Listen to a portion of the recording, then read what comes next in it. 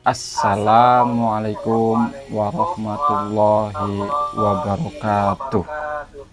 Kami calon guru penggerak Angkatan 8 Kabupaten Banyumas akan melakukan demonstrasi kontekstual modul 2.3 coaching untuk supervisi akademik. Terdiri dari pengamat atau observer, coach, dan juga coachee. Bersama saya Nur Rohman dari SD Negeri 2 Cidora. Saya Agus Sulistiono dari SMA Negeri 1 Rawalu. Saya Sofi Diliati dari SD Negeri 3 Panikamu. Selamat menyaksikan.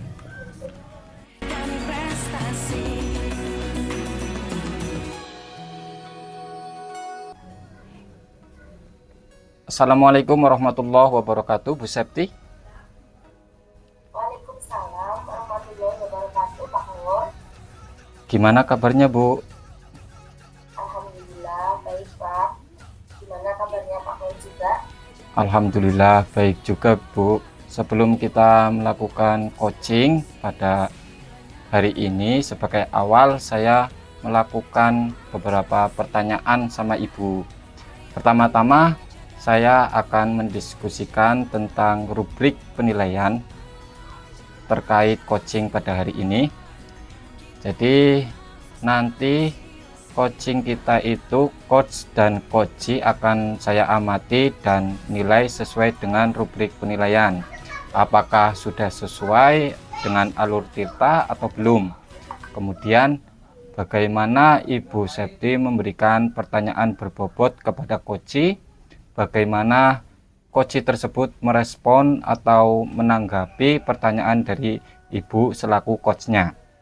Dan jangan lupa Ibu disesuaikan dengan prinsip coaching, diantaranya kemitraan, proses kreatif, dan memaksimalkan potensi.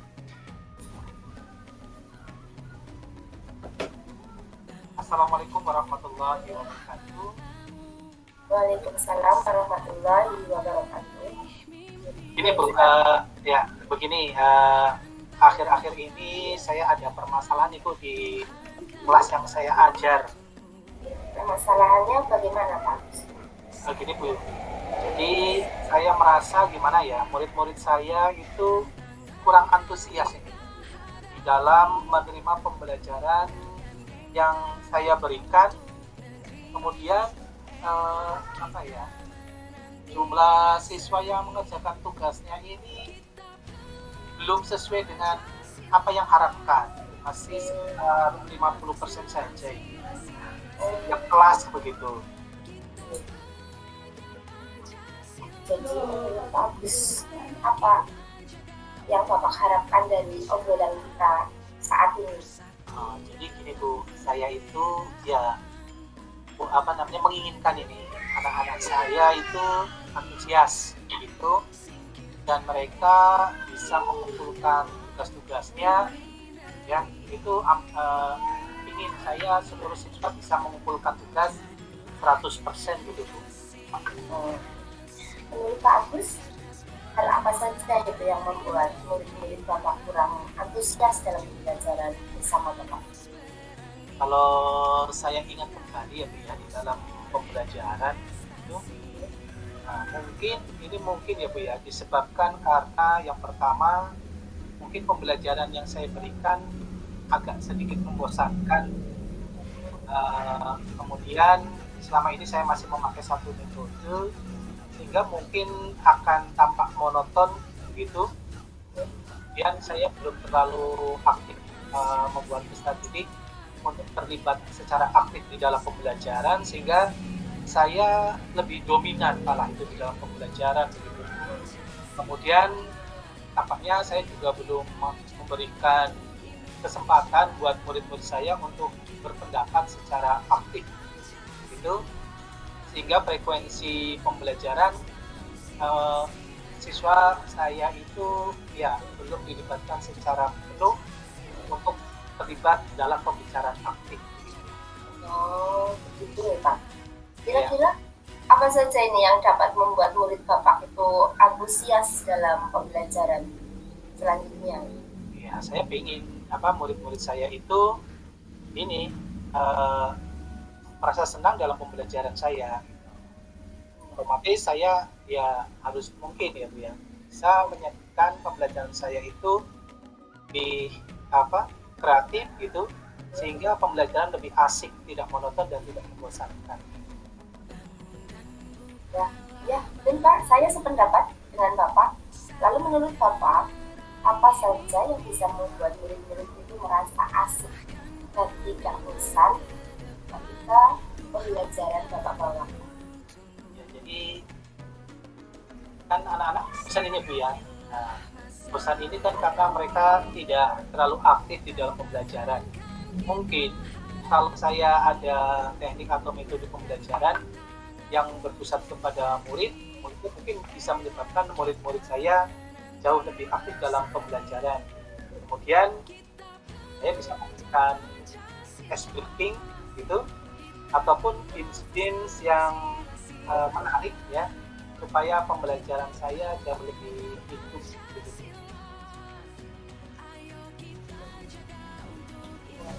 Bagus. Lalu untuk mengenai tugas yang diberikan kepada murid-murid Bapak, apakah tugasnya sehingga antusias dalam mengambil tugas yang tadi hanya berapa persen itu ya Pak? Iya betul. Saya juga bingung ini kenapa begitu. Tapi kemungkinan besar apa disebabkan karena tugas saya terlalu banyak ya. Dan terus terang memang selama ini saya memberikan tugas itu berisi pertanyaan-pertanyaan ya yang agak banyak. Kemudian kemungkinan besar lain saya tidak memberikan ini sumber belajar yang bisa dimanfaatkan bagi anak-anak untuk mengerjakan tugas, di mana sumber belajar itu adalah sumber belajar yang mengasihkan dan mungkin juga menyenangkan Bu. Boleh tahu Pak, Bapak menggunakan sumber belajar apa saja? Yes. Kalau yang selama ini yang saya lakukan Ibu ya, saya itu menggunakan buku teks yang ada di perpustakaan. Gitu.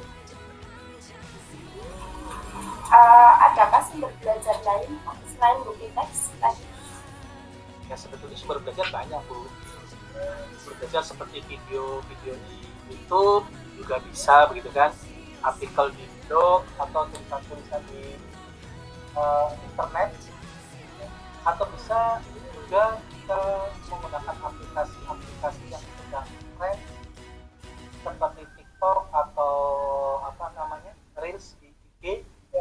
Ya bisa sih Bu untuk dipakai di dalam kegiatan pembelajaran selain selain buku teks begitu. Iya. Terus sekali itu Pak, saya yakin sekali bila Bapak bisa menggunakan berbagai macam sumber belajar, pasti akan membuat murid-murid antusias dalam pembelajaran. Jadi, sekarang apa rencana Bapak untuk menyelesaikan masalah ini? Ya, yang pertama kemungkinan langkah yang bisa saya ambil, ya saya harus merubah rencana pembelajaran saya. Gitu.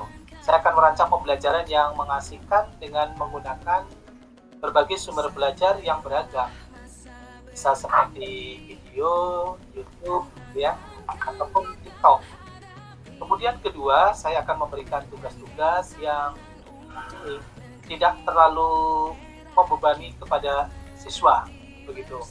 Pertanyaan-pertanyaan mungkin tidak terlalu banyak, tetapi sesuai dengan bakat dan minat juga.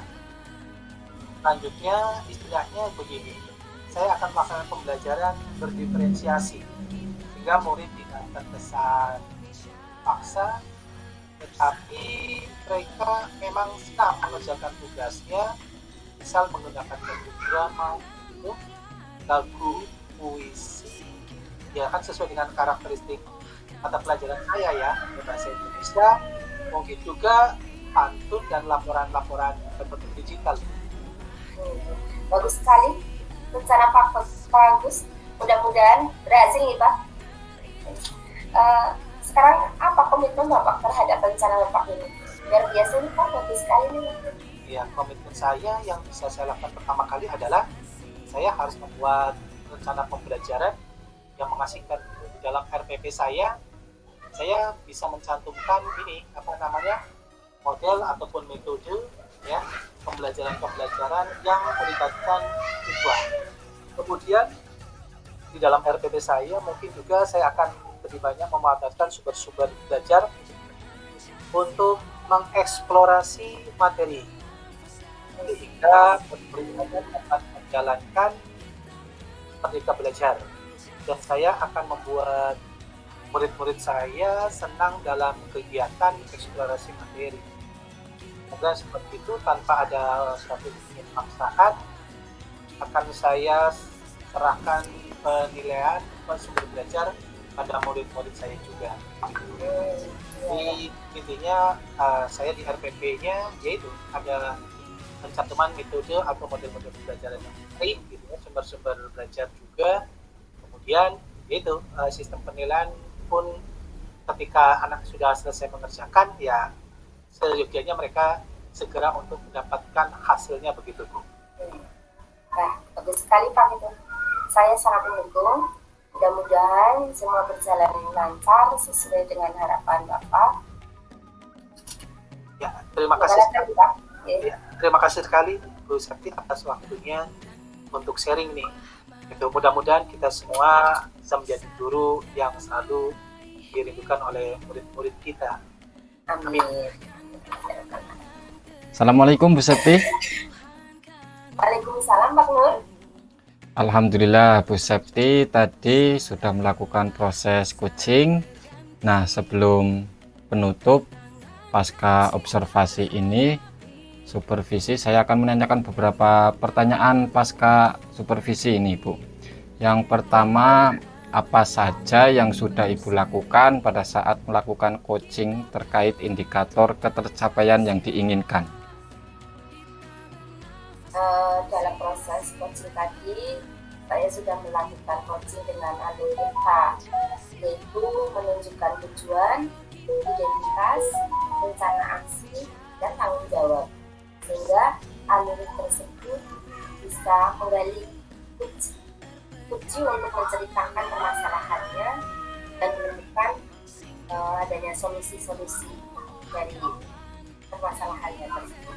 Oh ya, terima kasih Bu. Boleh saya menyampaikan hasil pengamatan dari diri saya Bu? Silakan Pak. Ya, jadi menurut saya Ibu Septi sebagai observer ataupun pengamat begitu atau supervisor, proses coaching tadi sudah berjalan dengan baik dan proses alurnya sudah sesuai dengan alur kita, sesuai dengan apa yang disampaikan oleh Bu Septi, dan Bu Septi juga sudah berusaha menggali dengan memberi pertanyaan-pertanyaan berbobot kepada Pak Agus selaku coach, sehingga Pak Agus bisa menemukan solusi dari permasalahannya. Dan tadi juga sudah sesuai dengan prinsip coaching.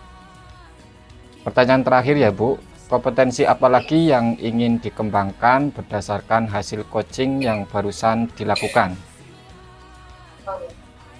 Kompetensi yang ingin saya lakukan yaitu dengan cara lebih memahami proses alur ceritanya itu Pak, sehingga saya nanti dapat melakukan coaching dengan lebih baik lagi dari saat ini, seperti itu Pak. Oh itu ya Bu ya. Ya semoga kedepannya bisa melakukan coaching lebih baik lagi, lebih ditingkatkan lagi begitu. Demikian observasi hari ini ya Bu ya, semoga bermanfaat. Bok ada kata yang kurang berkenan di hati Bu Septi, saya minta maaf. Saya tutup nih. Wassalamualaikum warahmatullahi wabarakatuh. Waalaikumsalam warahmatullahi wabarakatuh.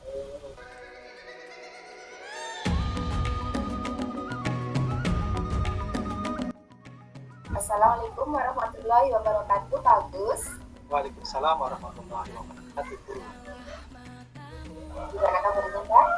Alhamdulillah baik. Bagaimana kabar Ibu juga? Alhamdulillah baik juga Pak.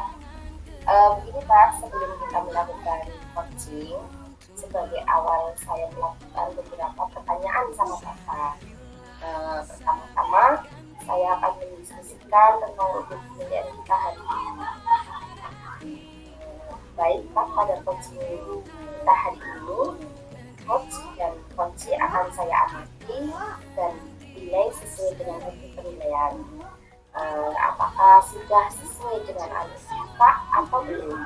Kemudian bagaimana Bapak memberikan pertanyaan berbobot kepada coaching, bagaimana coaching tersebut merespon atau menanggapi pertanyaan dari Bapak selaku coach, ya, dan jangan lupa Bapak disesuaikan dengan prinsip coaching, diantaranya kemitraan, proses kreatif, dan memaksimalkan potensi.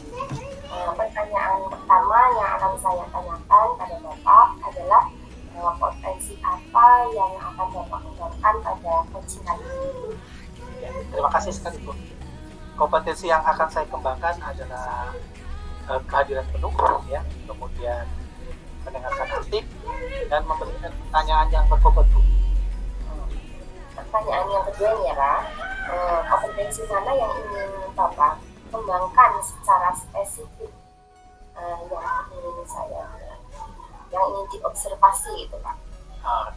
Kompetensi yang ingin saya kembangkan yang lebih spesifik yaitu mendengarkan aktif dan memberikan pertanyaan yang berbobot Bu. Kemudian pertanyaan yang terakhir Bapak, harapan yang bagaimana yang diinginkan oleh Bapak dalam proses coaching ini? Saya ingin coaching, saya ini bisa menemukan solusi dari permasalahannya atau menemukan langkah-langkah dalam mengatasi permasalahan yang dihadapinya Bu. Kemudian dulu nih Pak Agus, untuk pra-observasi kali ini silakan Bapak melakukan coaching terhadap coaching. Monggo, satu dimulai. Terima kasih Ibu. Assalamualaikum Pak Agus, apa kabarnya? Lama tidak jumpa. Waalaikumsalam warahmatullahi wabarakatuh. Alhamdulillah sehat nih Pak Nur. Ya, gimana kabar Pak Nur juga nih? Alhamdulillah baik Pak. Tapi akhir-akhir ini ada pikiran yang mengganggu saya. Maka dari itu saya ingin sharing bersama Pak Agus.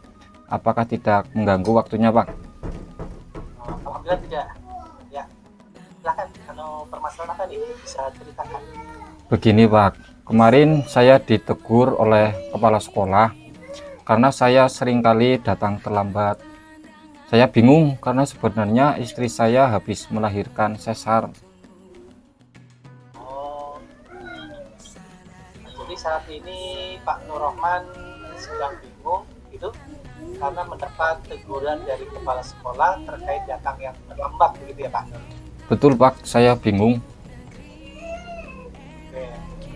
Menurut Pak Nur, apa yang Bapak harapkan nih akibat pertemuan kita di hari ini nih? Saya sih mengharapkan solusi atas permasalahan saya ini Pak. Oh gitu, oke. Menurut Pak Nur sendiri, hal apa yang membuat Bapak Nur itu datang terlambat? Saya merasa sering datang terlambat itu karena begadang dan ngurus keluarga begitu Pak. Oke. Terus bagaimana ukuran keberhasilan menurut Bapak dari obrolan kita ini? Ukuran keberhasilannya jika saya telah menemukan solusi dari permasalahan saya ini. Oh gitu. Jadi Pak Nur sebenarnya ingin mengatasi permasalahan yang sedang dihadapi itu ya. Itu datang sering terlambat karena istri habis operasi cesar gitu kan ya. Kemudian semalam begadang dan ngurusi keluarga begitu. Iya Pak. Oke. Ya, saya mengerti. Oke. Jadi begini ya. Jadi Pak Nur tidak sendiri ya. Tidak usah khawatir ya. Jadi mudah-mudahan setelah ini Pak Nur sudah tidak datang terlambat lagi gitu. Iya. Oke. Menurut Pak Nur ini ya, apa sih yang kira-kira bisa membuat Pak Nur ini untuk tidak terlambat untuk hadir ke sekolah? Oh, membuat saya sering datang terlambat Pak itu karena istri saya melangsungkan kelahiran sesar. Jadi saya menyiapkan segala macam kebutuhan termasuk merawatnya, dan bila malam pun saya menjaga anak saya yang baru lahir. Terkadang tidak tidur hingga pagi hari. Oh begitu.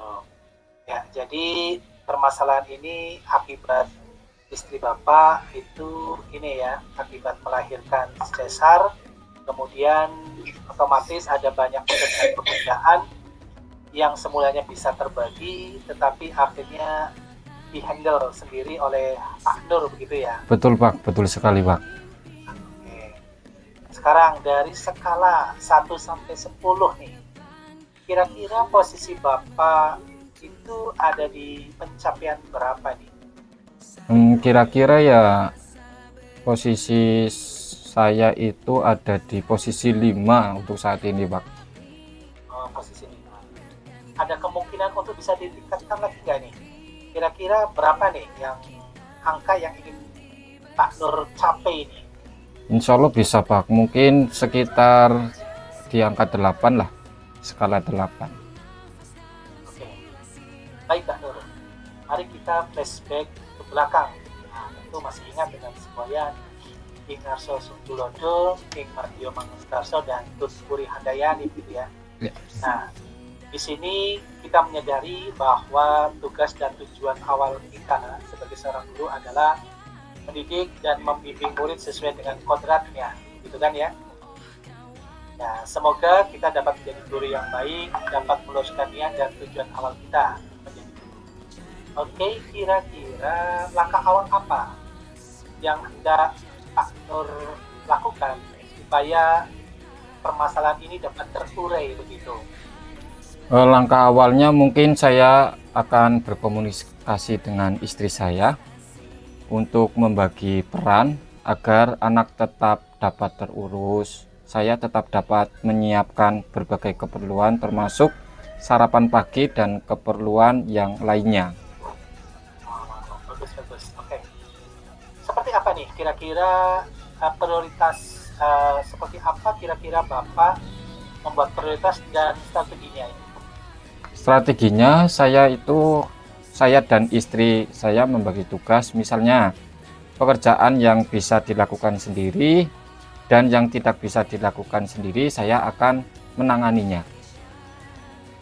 Oke, nanti ini ya, dicek ulang lagi mana pekerjaan-pekerjaan yang bisa dilakukan sendiri atau yang bisa handle bersama gitu ya, tidak bisa dilakukan sendiri gitu ya. Iya. Oke, bagus sekali. Bagaimana jangka waktunya? Ya. Agak memerlukan waktu kayaknya Pak untuk beradaptasi, terutama untuk pekerjaan yang agak berat karena masih terlalu ringkan pada jahitan kasarnya, jahitan sesarnya itu. Oh, besarnya ya, oke. Apa ukuran keberhasilan rencana aksi dari Pak Nur ini? Rencana ini dikatakan berhasil jika saya itu dan istri saya bisa melaksanakan pembagian peran ataupun tugas, dan istri saya sudah mulai pulih dari pasca melahirkan dan saya tidak terlambat lagi berangkat ke sekolahnya. Oke, ya.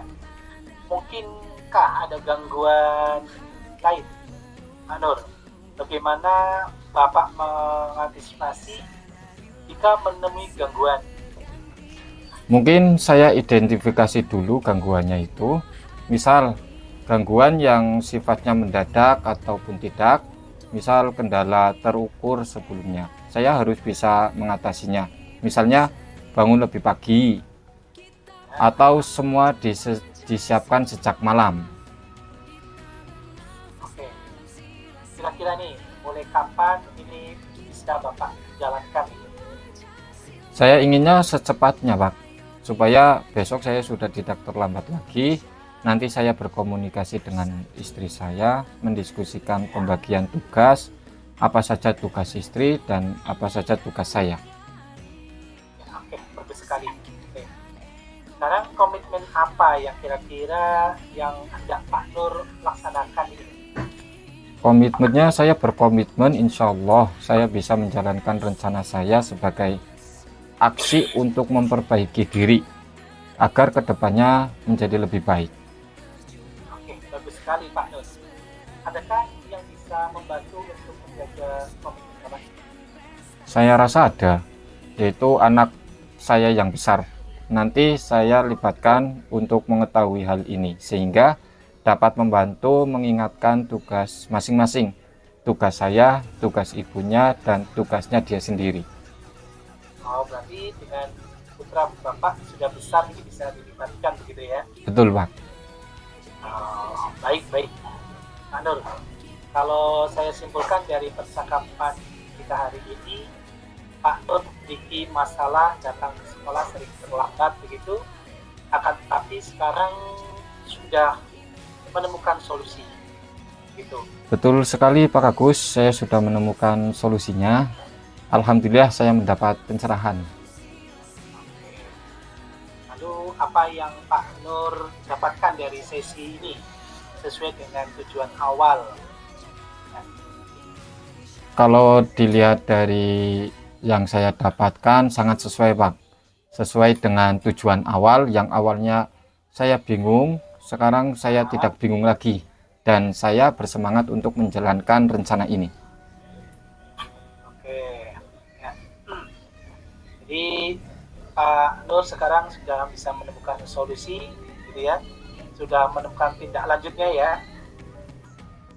Oke, jadi apakah hari ini Pak Nur sudah merasa plong? Alhamdulillah sudah merasa plong Pak. Saya sangat senang, lega.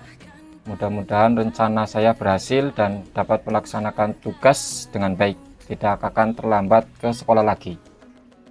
Oke Pak Nur, kita ada di sesi terakhir. Apa yang dirasakan oleh Bapak saat ini? Ya, yang saya ingin sampaikan di sini, saya merasa senang, merasa terbantu sekali oleh Pak Agus atas sharing-sharingnya. Mudah-mudahan rencana aksinya berhasil dan endingnya atau tujuan awalnya yaitu tidak berangkat terlambat menjadi kenyataan begitu. Baik Pak, Alhamdulillah jika Pak Nur telah menemukan solusinya. Semoga kita bisa menjadi guru yang lebih baik lagi dari sekarang. Amin, amin, amin. Terima kasih Pak Agus atas bantuan Bapak dalam coaching kali ini. Ya, sama-sama Pak Nur. Ya, jangan sukar untuk datang kembali jika menemukan kendala. Saya sangat senang akan kesempatan ini dan saya juga bisa belajar dari apa yang dialami oleh Bapak. Saya tunggu kabarnya ya Pak Nur. Siap Pak Agus, 1 minggu lagi saya menemui Bapak. Kalau begitu saya mohon pamit. Assalamualaikum warahmatullahi wabarakatuh. Waalaikumsalam warahmatullahi wabarakatuh. Semoga sukses Pak Nur. Amin. Amin. Assalamualaikum, Kak Agus. Waalaikumsalam Bu Serti. Alhamdulillah, Agus tadi sudah melakukan proses coaching. Nah, sebelum penutup ini, saya akan menanyakan beberapa pertanyaan pasca observasi nih Pak. Ya. Yang pertama, apa saja yang sudah Bapak lakukan pada saat melakukan coaching terakhir terkait indikator pencapaian yang diinginkan? Oke, terima kasih. Dalam proses coaching tadi, saya sudah melakukan coaching dengan alur filter, yaitu menanyakan tujuan, bahkan identifikasi, kemudian rencana aksi dan tanggung jawab, gitu. Sehingga alur tersebut itu bisa menggali kunci untuk menceritakan permasalahan dan menemukan solusinya. Boleh saya menyampaikan hasil pengamatannya, Bapak? Oh, silakan Bu. Menurut saya sebagai observer, proses coaching tadi sudah berjalan sangat baik dan proses akhirnya juga sudah sesuai dengan alur kita, dan Pak Agus juga sudah berusaha menggali dengan memberi pertanyaan-pertanyaan kepada Pak Nur sehingga Pak Nur bisa menemukan solusi dari permasalahannya. Dan tadi juga sudah sesuai dengan prinsip. Pertanyaan terakhir ya Pak, kompetensi apa lagi yang ingin mengembangkan berdasarkan konsep yang barusan kita katakan. Oke, kompetensi yang ingin saya lakukan yaitu dengan cara lebih memahami lagi proses tilta sehingga saya dapat melakukan coaching dengan jauh lebih baik. Itu ya Pak. Ya. Nah, Oke. Semoga kedepannya bisa melakukan coaching lebih baik lagi. Demikian untuk observasi hari ini, semoga bermanfaat. Mohon maaf jika ada banyak kata yang saya tidak kurang pas. Baik Pak, saya tutup untuk observasi hari ini. Wassalamualaikum warahmatullahi wabarakatuh. Waalaikumsalam warahmatullahi wabarakatuh. Kawan demi negeri ini. Assalamualaikum warahmatullahi wabarakatuh, Pak Nur Rahman. Waalaikumsalam warahmatullahi wabarakatuh, Pak Agus. Ya, gimana kabarnya nih Pak? Alhamdulillah baik, Pak Agus. Pak Agus gimana kabarnya? Alhamdulillah baik juga. Oke, sebelum kita melakukan coaching sebagai awal, saya akan melakukan beberapa pertanyaan ini untuk Pak Nur Rahman. Ya, pertama-tama saya akan mendiskusikan tentang rubrik penilaian kita hari ini, baik pada coaching. Ya, kita hari ini coach dan coachee akan saya amati dan nilai sesuai dengan rubrik penilaian. Apakah sudah sesuai dengan alur tilta atau belum begitu Pak Nur. Kemudian bagaimana nanti Pak Nur bisa memberikan pertanyaan berbobot kepada coachee-nya. Bagaimana coachee tersebut merespon ya dan menanggapi pertanyaan dari Bapak selaku coach-nya, dan jangan lupa disesuaikan dengan prinsip coaching. Ya, diantaranya kemitraan, kemudian proses kreatif, dan memaksimalkan potensi. Nah, pertanyaan pertama yang akan saya tanyakan kepada Pak Nur ya adalah kompetensi apa nih yang akan Pak Nur kembangkan pada coaching kita kali ini? Kompetensi yang akan saya kembangkan adalah kehadiran penuh, mendengarkan aktif, dan juga satu lagi memberikan pertanyaan berbobot, Pak. Oke, bagus sekali Pak Nur. Oke, pertanyaan kedua nih. Kompetensi mana yang ingin akan Bapak kembangkan secara spesifik yang ingin diobservasi? Ya, secara spesifik yang ingin diobservasi kompetensinya yaitu mendengarkan aktif dan memberikan pertanyaan yang berbobot. Oke. Kemudian pertanyaan terakhir ini untuk Pak Nur. Apa harapan yang bagaimana ini yang diinginkan oleh Bapak dalam proses coaching kali ini?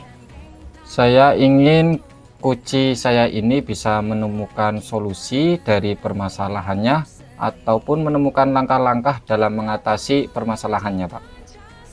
Oke, bagus sekali. Ya, oke, demikian dulu ya Pak, para observasi kita kali ini.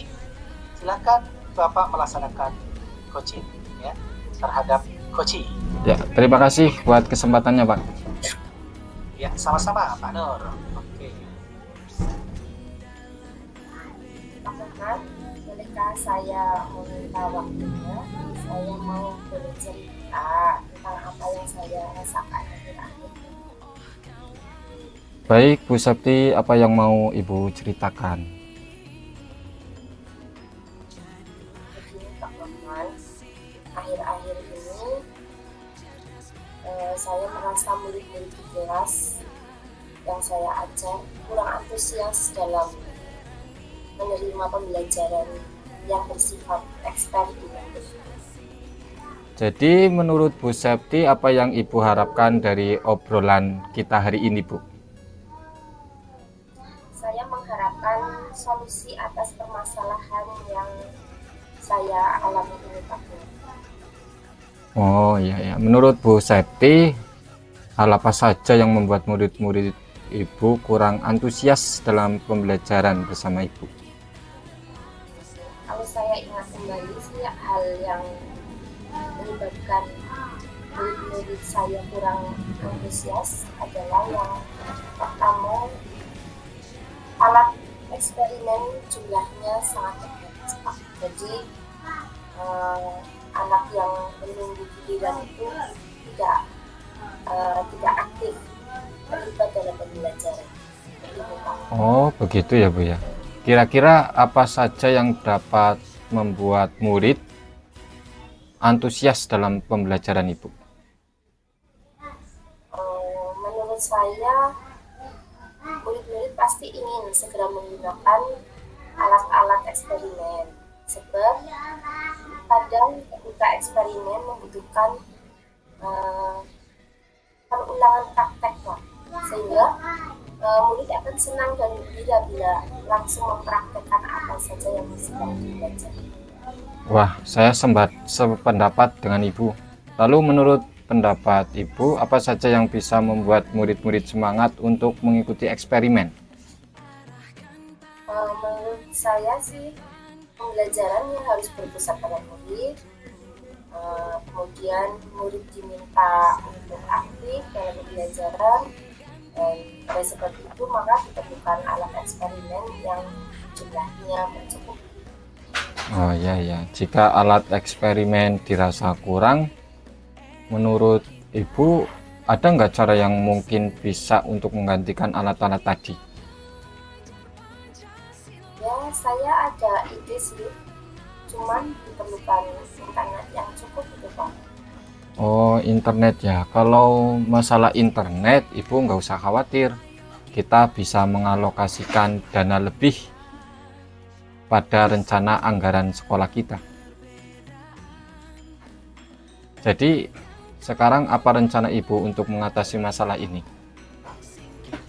Ini, Pak, saya bisa menggunakan lab virtual dengan gadget untuk mengatasi masalah tersebut, Pak. Bagus sekali Ibu, mudah-mudahan berhasil. Terus apa komitmen Ibu terhadap rencana ini? Saya berkomitmen untuk sekali membuat rencana pembelajaran yang mengasihkan, menggunakan banyak sumber belajar, dan menggunakan virtual laboratorium untuk mengatasi permasalahan kurangnya alat eksperimen. Gitu, Pak. Wah, bagus sekali Bu, saya sangat mendukung. Mudah-mudahan semua berjalan lancar dan sesuai harapan ya Bu. Terima kasih Pak Rahman atas waktunya untuk sharing, dan mudah-mudahan kita semua bisa menjadi guru yang selalu dirindukan oleh murid-murid kita ya Pak. Amin. Amin. Ya Pak. Assalamualaikum Pak Rahman. Waalaikumsalam Pak Agus.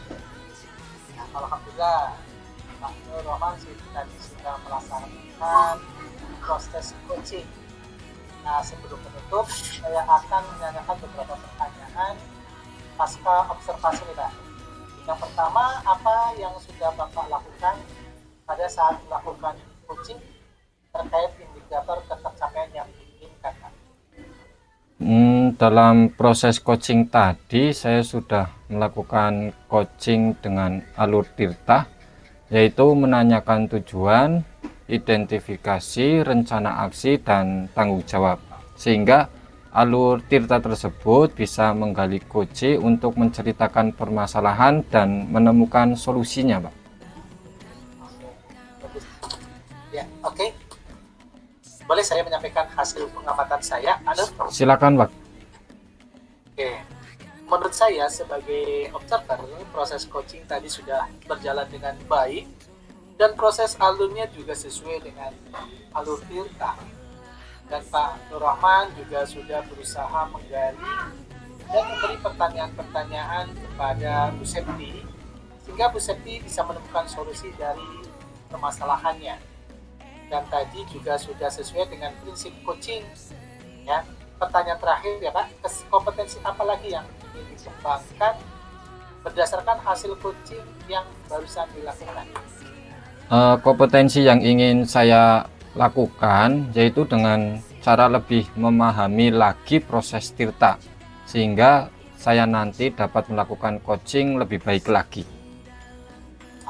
Ya, Pak. Oke. Semoga kedepannya bisa melakukan coaching lebih baik lagi Demikian observasi untuk hari ini, semoga bermanfaat ya. Demikian observasi hari ini, semoga bermanfaat lagi ya Pak Nur. Yang bahwa nanti ada perkataan-perkataan saya yang kurang pas ya, saya juga minta maaf yang sebesar-besarnya. Demikian, terima kasih Pak Nur. Assalamualaikum warahmatullahi wabarakatuh. Waalaikumsalam warahmatullahi wabarakatuh. Terus torehkan prestasi. Demikianlah proses kegiatan kami berkaitan dengan permasalahan coaching yang meliputi observer, coach, dan coaching. Semoga video yang kami buat bisa bermanfaat untuk kita semua.